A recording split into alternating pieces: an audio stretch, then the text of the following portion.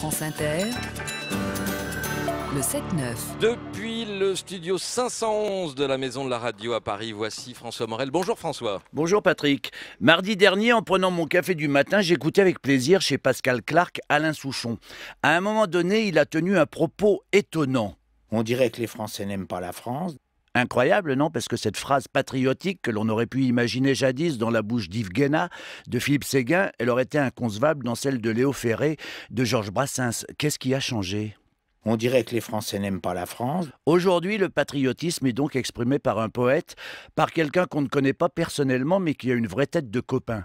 Dans tous les discours du parti d'extrême droite, quoi qu'ils en disent, le patriotisme est piétiné, bafoué. Tout est rejeté par Marine Le Pen. Rien ne trouve grâce à l'œil de Jean-Marie Le Pen. Il y a des années, celui-ci était allé à Sète pour tenter de récupérer Brassens comme on va profaner un cimetière.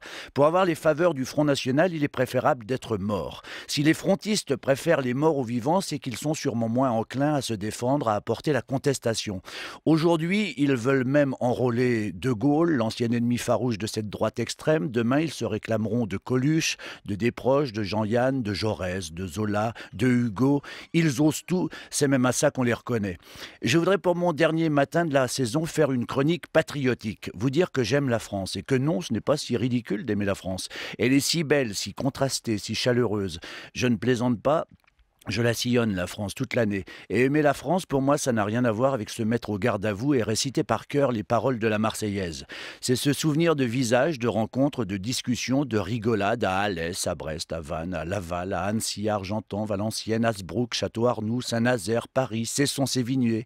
C'est se souvenir de moments forts vécus à la maison de Gardanne ou à l'école élémentaire Les Floralis à Aix-en-Provence. Aimer la France, c'est lire le livre Réparer les vivants de Mélisse de Kerangal, être emporté par une écriture précise, juste, bouleversante.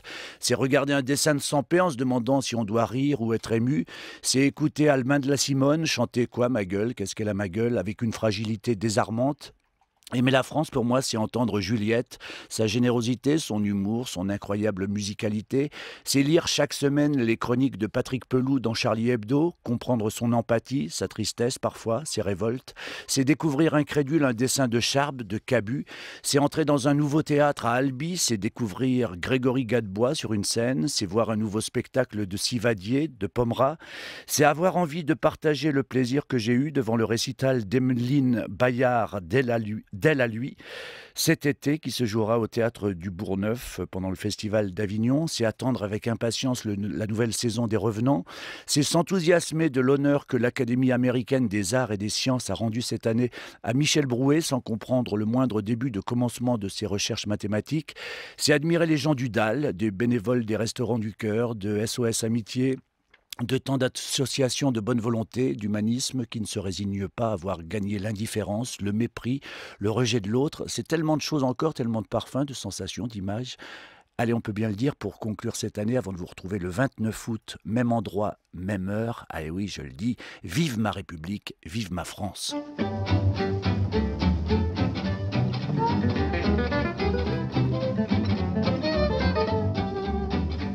Et pour conclure, la Marseillaise de Django Reinhardt et Stéphane Grappelli, qui est l'une des plus belles Marseillaises qui soit. Merci beaucoup François Morel. Merci à toutes les équipes qui ont permis d'organiser cette matinale spéciale en direct de Sarajevo. Mais ça continue, France Inter en direct de Bosnie. Rendez-vous à 10h avec Jean Lebrun et Guillaume Erner. Et dans 10 minutes, la dernière de Comme on nous parle de Pascal Clark.